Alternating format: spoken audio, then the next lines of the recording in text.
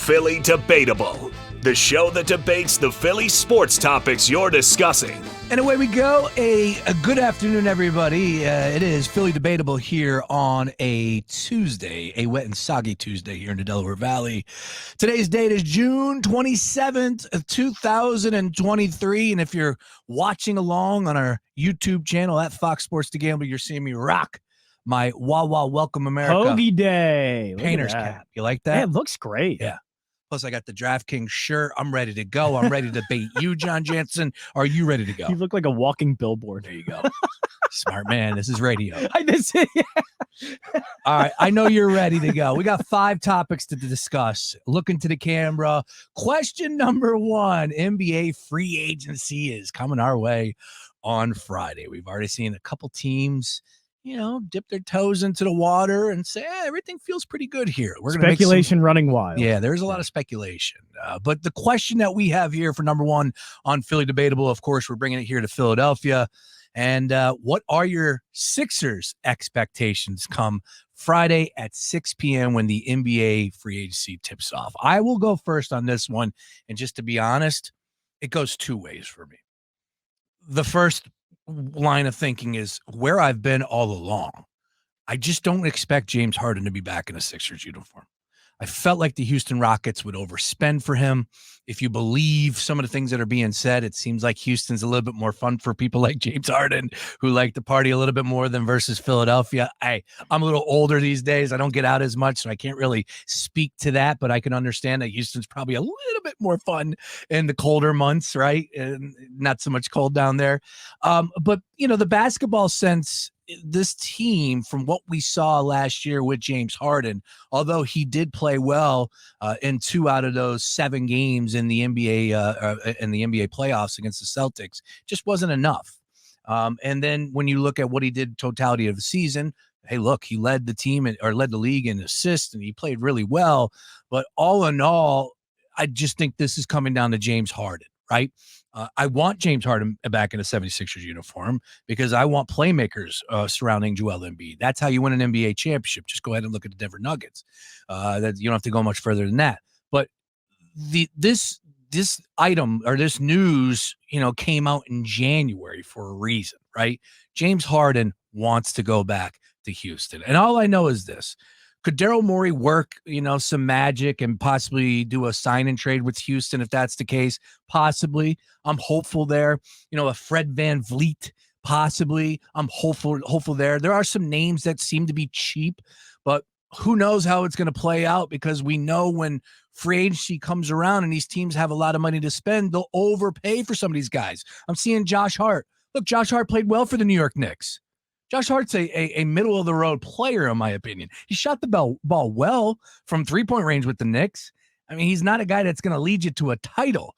So I just am cautiously optimistic about Friday come NBA free agency, but it all starts and ends with James Harden. I just don't expect him back in a Sixers uniform.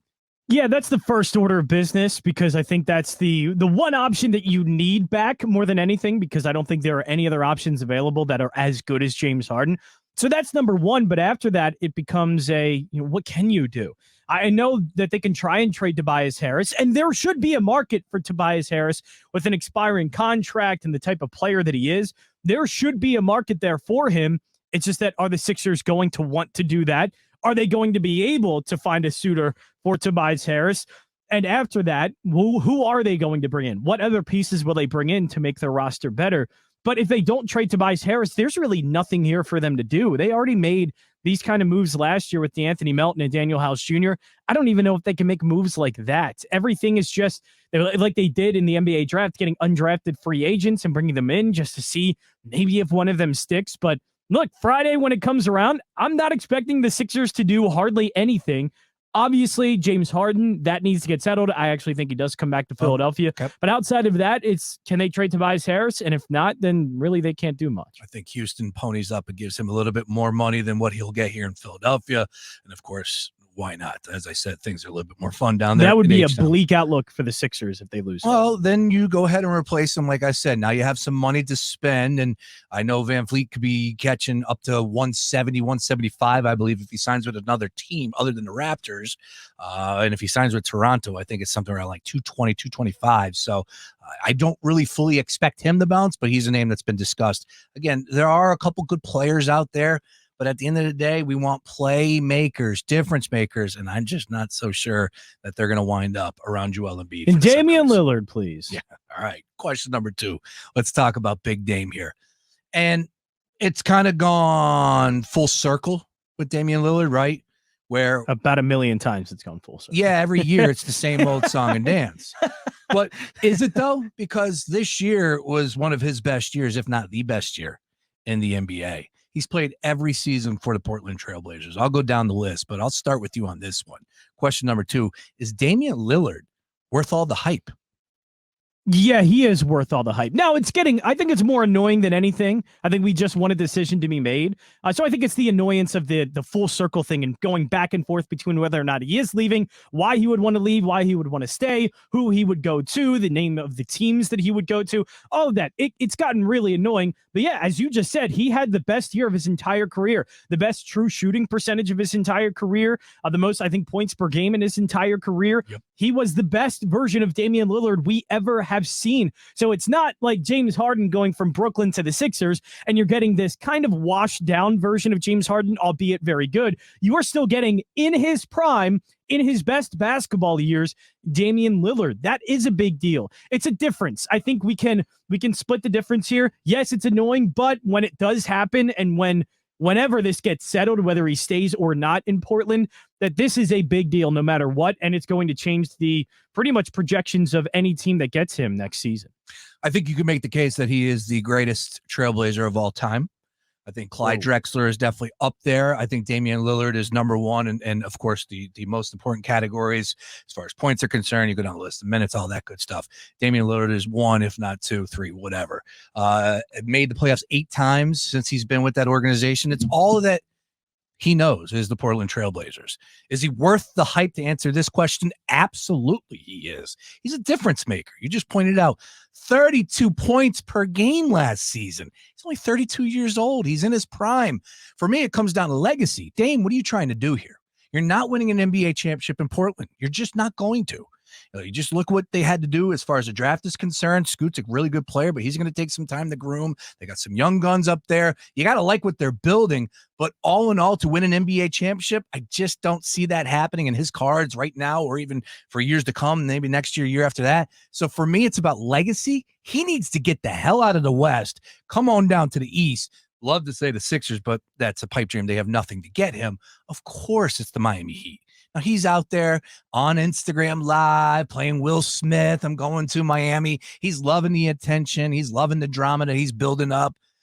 This is the same old song and dance, as we said. But Dame, you got to look yourself in the mirror and say, like, I'm not trying to crush a man that wants to stay there because look what Kevin Durant did when he left Oklahoma City. Look what LeBron went through when he left Cleveland to go to Miami. We understand that. So this is on the opposite end of that spectrum. But when it comes to legacy and winning championships, all you got to do is look back at Kevin Durant. No one's going to talk about those OKC years. All they're talking about 2 rings with the Golden State Warriors and 2 finals MVPs. And that's what it comes down to. Yeah, and I think this is the best time to do it because it seems like Portland is set up for life after Damian Lillard. They do have Scoot. They were able to draft players, and they have this great young roster with Anthony Simons as well. Really good. This feels like the best moment to where Portland is ready to move on from Damian Lillard. Damian Lillard is at the point in his career he can move on. How many games are they going to take from the Nuggets in a 7-game series? How many games are they going to take from the Lakers in a 7-game series? How many games are they going to take from, just throw whatever team you want in the West, the Phoenix Suns, the list goes on. Get the hell out of that conference, Dame. Yeah, it just makes too much sense for both teams for him to move on. And I'm not sure why they're kind of holding on to it. And it seems like both Portland and Damian Lillard are trying to hold on to because it's the whatever Pacific Northwest and it's its own entity. It's its own island. It's just, if you're the Portland Trailblazers, why would you want to get rid of him? You're winning. Like I said, he's one of the best, if not the best player in franchise history. Why would you want to get rid of him? because I think you now have a roster that you can rebuild with, and you already have signs of a good foundation, and Damian Lillard would even help that more with your future if you move on from him and you were able to get some pieces back for Damian Lillard. It just makes a lot of sense for Portland to do that instead of holding on to a 32-year-old, albeit good, a 32-year-old that's not going to get them to a championship now. And I don't think they're looking to do that now. I think they're looking ahead to the future and a good foundation in the future. And I think it makes sense to move on from Lillard and continue to build that. God, him and Joel Embiid would just be an unbelievable I don't duo. even want to think about it because it's never going to happen. Never going to happen. And I know how great it would be. It would be amazing. Speaking of things that are never going to happen, John Jansen is never going to take Joe Burrow here with this question number 3, Philly Debatable. But I thought it was a good question based off of everything that transpired in the last week. And of course, man, I love it. Give me the off-season trash talk, right? Football season is taking a little while to get here, right? We're going to go through the dog days of summer. But last week, if you'd missed it, of course, there was a conversation inside the locker room at the Cincinnati Bengals where Jamar Chase, number 1 wide receiver for the Cincinnati Bengals, was asked about who the best quarterback in the league is. And then when they said Joe Burrow said Patrick Mahomes said that he was the number 1 quarterback in the league, Jamar Chase said, Pat who? Of course, Travis Kelce, who has a podcast now, came back and ripped on him and say, yo, playa, you want to go ahead and talk that talk, you better back it up. Rightfully so. Good for Travis. Cincinnati Bengals haven't been all that bad against the Kansas City Chiefs last time I checked. The Chiefs won a Super Bowl putting that conversation to the side, I think we can agree that, yes, the Kansas City Chiefs are the better team. Mahomes is the better quarterback. But fantasy for 2023, John Jansen, I will go first here. Who you got, Mahomes or Joe Burrow? Now, Roy Burton is our fantasy guru for us here on The Gambler, and I texted him, and he said, Sean, this one's easy. It's Mahomes till the wheels fall off. And while smart man, Roy. While after the Super Bowl loss to the Eagles, or, the Eagles losing to the Kansas City Chiefs, and I said, well, that's the greatest quarterback that I can remember right there. I'm going to go against them here. Yes. First of all, who's making the plays for the Kansas City Chiefs this year? Yeah, I get it. They got Travis Kelce and Andy Reid, and Mahomes is still the premier quarterback in the league. I get that. But all you got to do is look around Cincinnati and the weapons that they have. And, oh, by the way, Jamar Chase, who is far and away the best wide receiver in the game. Sorry, Justin Jefferson. Dude's a beast, an absolute beast. You go down the list, they got weapons. And it's not as far as you think here. Both quarterbacks, Mahomes, as far as numbers or as far as average points per week and ending up at the end of the season, Mahomes was the number 1 quarterback fantasy last year. Number 4, I believe, was Joe Burrow right there. I think it was 25 average and 21 points average. So Burrow is right there in the conversation, doesn't make plays with his legs like Mahomes. So that works against him. But I just think that Joe Burrow and the Cincinnati Bengals are going to have a big time season this year. And it obviously is going to rest on Joe Burrow's arm. And I think he's going to pick apart defenses led by Jamar Chase, new tight ends. They got new schemes. Hey, look, this is a question for June, right? We got a long way to go until people are injured. But if you're making me make a choice right now, I'll go with Joe Burrow. Now, the only thing I'll say for Joe Burrow and Cincinnati's offense is they do have to play with a bit of sense of urgency here, because it's not going to be long before Joe Burrow gets the contract. And when Joe Burrow gets the contract, you don't have, as you're saying, the best asset of the Cincinnati Bengals offense, and that's the wide receivers. You're not going to be able to pay Jamar Chase, T. Higgins, Tyler Boyd, and Joe Burrow all at once. It is not going to happen. It can't happen. There's not enough money to go around for all four of those. So, yes, there might be a sense of urgency here, but I think what holds Cincinnati back more than the Kansas City Chiefs offense is the style of offense. This is not a crazy spread offense that Zach Taylor is running. It's a pretty pedestrian offense that is made spectacular because of the players in it. Patrick Mahomes has the benefit of being in an Andy Reid offense where he's going to throw 40 to 60 times a game, and it's all about getting downfield. It's all about yards after the catch. It's about scheming guys wide open. I don't think Zach Taylor is nearly as good at that as Kansas City is. So, yeah, sometimes Patrick Mahomes gets an easy play because Andy Reid is so good at scheming them up. It's still a talented offense. One of these receivers that Kansas City tries to throw at the wall, one of them are going to stick, and whatever one does, Patrick Mahomes can make into a very good player. So Mahomes is just too good, too talented, a better runner than Joe Burrow as well, so you know you're going to get some of those rushing touchdowns. And again, Andy Reid's offense, I think, is more conducive to a number one fantasy quarterback than Zach Taylor's is. And I think that matters in fantasy. Irv Smith Jr., new number one tight end for the Cincinnati Bengals. Watch out. Kansas City Chiefs. McKinnon. It's not a bad pickup. Lots of targets coming his way. That was courtesy of our fantasy guy, Roy Burton, for the Gambler. Now, and I would agree with that. Again, I'm rolling the dice here, but I do think that Joe Burrow is going to have a better season fantasy-wise over Patrick Mahomes for this upcoming season. Oh, by the way, folks, New Year's Eve, 425. Let's run it back. Cincinnati and Kansas City. Ooh, doesn't get any better. Can we not make that a legacy game, please? I think Mahomes has already won that. I will bet you right now that they'll probably be matching back up in like 2 to 3 weeks after that as well. You say that. I'm not sure, though. I am not as convinced that the AFC... you don't think the Kansas City Chiefs are making it to the playoffs? It's not just the Kansas City Chiefs, and it's not just Cincinnati. It's just that I don't know how things are going to fall in the AFC. It is loaded, and it wouldn't surprise me if one of those teams gets upset early on in the playoffs because the AFC is that good. Well, just to let you know, as far as MVP awards are concerned on DraftKings Sportsbook, Mahomes 7-1, Joe Burrow plus 750, Josh Allen plus 800, Jalen Hurts 11-1. I really like Jalen Hurts there. All right, question number 4. Let's keep it moving here on Philly Debatable. Staying in the world of the NFL, the Jets on Hard Knocks. Jets. It's seeming like that they're going to be forced into this position. It's not something that they want, but due to the stipulations on how the NFL finds their target, their team to present on Hard Knocks, it's looking like the Jets are going to be that team. Are you watching? I guess I will.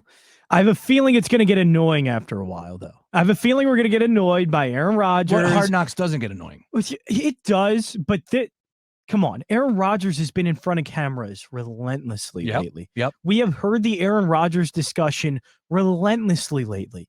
I want to give it a rest. Now, maybe it's an interesting story with Zach Wilson and how Zach Wilson's going to feel now being a bit of a bust as the number 2 overall pick and a backup. What you're selling me is what else Zach am I going to sell you? Am I selling you Rodgers? Yeah, I'm done with that. Aaron Rodgers has gotten annoying. It's more annoying than hearing Damian Lillard going back and forth between Portland and whatever team wants to pick him up. And we have heard enough about this. Like, Aaron Rodgers has been in front of us, and he's on Pat McAfee's show every damn week. I don't need to hear more of it. I don't need it. And I don't know what Aaron Rodgers is going to give them anyway. It's just Aaron Rodgers at this point he's obviously a big figure in the NFL. He's one of the more known figures. But in terms of somebody I want to hear from, I don't want to hear from him anymore. I'm tired of him. Had a decent season last year. If they had a quarterback that was anything worth, you know what, they would have made the playoffs. Instead, they were with Mike White and anybody else that they had to roll in there. I'm done with that. To me, Aaron Rodgers is good television. He's honest with his assessment, right? He's smart. He's calculated, and he's a damn good quarterback. Back-to-back MVPs not all that long ago.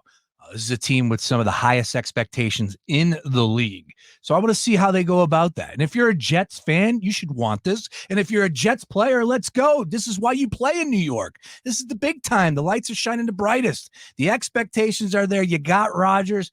Come on, Gang Green. Bring on the Jets for Hard Knocks. Thumbs up over here. I mean, there's no use for Hard Knocks anyway. There hasn't been a use for it in a while. Oh, come on. Detroit was good last year. Detroit, but that's the thing. Give me a team like Detroit that has interesting characters, maybe players that we don't know as well. We got to know Dan Campbell a lot, and I think Dan Campbell benefited from people figuring out who he was. Sauce Gardner isn't interesting.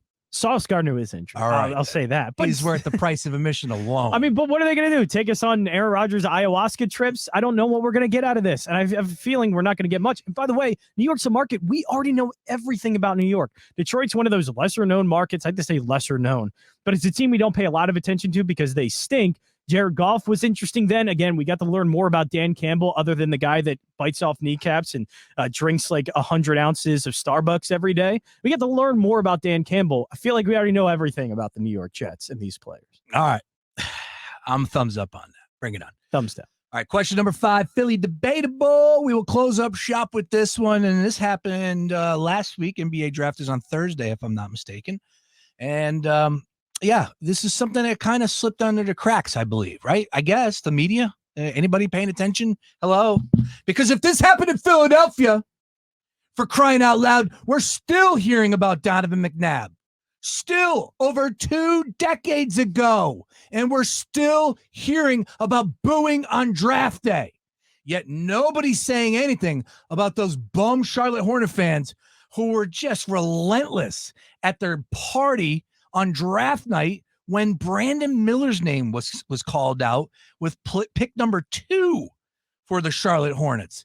And it felt like 80% of the fans inside that arena were booing the selection. It's the number 2 overall pick, Brandon Miller. Dude was an absolute stud at Alabama. Best player in college basketball, bar none. Were you so enamored with Scoot Henderson that you are just poisoned in the brain that you're booing anything else? Oh, I'm blown away. And I'm really irked at all the national media and anybody else there that wants to talk about how Philadelphia always wants to eat their young and they're the worst. Don't ever go to Philly. It's hell. Well, all right. Hold it down. Where is it? Where's the conversation? Where's the media coverage? They booed their selection at number 2 relentlessly on draft night. Way over the top as far as Charlotte Hornets fans are concerned. Yeah, it was even funnier to see the mascot. He was visibly disappointed when Brandon Miller was taking over Scoot Henderson. It is funny when all of these happen because most of the time, anytime you boo a player like Brandon Miller, they're probably going to end up being pretty good, and we have no idea how these things are going to work. Look, with your example, Eagles boo Donovan McNabb. I don't know if it was directed towards literally Donovan McNabb and the way he was going to be as a player, just the draft pick itself. But still, he was booed, ended up being one of the greatest. It was right. We know. So, absolutely. Combination of knuckleheads both. that went up there, they were upset. But of course, there's Ricky Williams. The thing is, Donovan McNabb ended up having one of the best Eagles careers ever in the history of this franchise, especially at quarterback. So it is funny to see fans boo a pick that they know absolutely nothing about. I imagine none of the people in that arena have watched Scoot Henderson play basketball for more than 5 minutes or outside of a highlight reel. It just is funny to me. And look, Scoot's probably going to be good in Portland, and I imagine Brandon Miller is going to be a pretty solid pick for Charlotte when things are all said and done. All right, Philly Debatable. We covered the 5 topics. As always, we close up shop here on June 27, 2023 on a Tuesday afternoon with 30 seconds on the clock for us to rant and rave about anything on our mind. Get it off your chest, Jansen. You go first. It is amazing the fragility of high-level play and how hard it is on the mind. Looking at you specifically, Alek Manoah going down for rookie camp. Essentially, he's pitching to 18 and 19-year-olds, and he gave up 2 2/3 innings, 11 earned runs, and 2 walks. In that start, only 3 strikeouts. It is amazing how high of a level these guys can play and how mentally they can stay in it. And we get to see when it does end up affecting an athlete the way it has for Manoah, how south and how quickly it can go south. It's amazing. It's amazing in an obviously sad way to see, but also it does make you appreciate those that are able to do it at a really high level for a very long time. Yeah, he'll probably get another contract and then get picked up by another team and another team. Look at Welcome Dallas to Philadelphia. Yeah, look at Dallas Keuchel. I know, Dallas Keuchel. Got Welcome back contract. to the Bigs. Yeah, it's ridiculous. So he added a cutter though, Sean. So, he had an amazing year last year, so it is pretty surprising to see this drop off. All right, over to me. And look, as far as I'm concerned, I'm back. Oh yeah, baby! 2 big game victories for your boy right here. We're not going to talk about what happened in that college football national championship game. Let's talk about it. No, we're not. Okay. Since then, Georgia. UConn national championship on the hoop side of things. Bang! And then last night, LSU in a rout. Let's go. Are you really going to brag about the LSU one? Yes, I am. They were the best team in college baseball. No, they weren't. Wake Forest was. LSU. They were. LSU had the best pitcher in college baseball. Wake and they Forest had was the best player in college baseball. I believe Wake Forest had the lowest odds heading into the College World Series by about 50, I want to say, on DraftKings Sportsbook. Okay. That's 1. Maybe 2, you're right. Backs were against the wall. They beat Wake Forest, beat Florida. I mean, come on, man. That was a great College World Series. And get out of the way, Jansen. It's my time here. I'm back, baby. I'm back. But before we get out of here, I just want to let you know that college football season is right around the corner. Oh, I can't wait. And TCU is opening up with Deion Sanders and his 1 foot. I kid. Sorry. With Colorado. What is wrong with you? I am the biggest Buffs fan you have ever seen in your life. I'm betting against They're going to TCU get routed every single game this year. I don't care if I go 0-11, 0-13. I'm betting against those Horned Frogs from start to finish after what took place in that national championship. I still can't get that bad taste out of my mouth. Amazing that you have blessed the Horned Frogs with another college football playoff appearance. Thank you, Sean Brace. TCU thanks you. That will do it for us here on Philly Debatable. Always fun. John Jansen, myself. Folks, be sure to check us out on the Daily Ticket. You can find us at Fox Sports The Gambler on YouTube, always streaming, or on the iHeartRadio app. Available worldwide at Fox PHL Gambler on socials. If you enjoy it, tune in 3 to 6 p.m. Monday through Friday.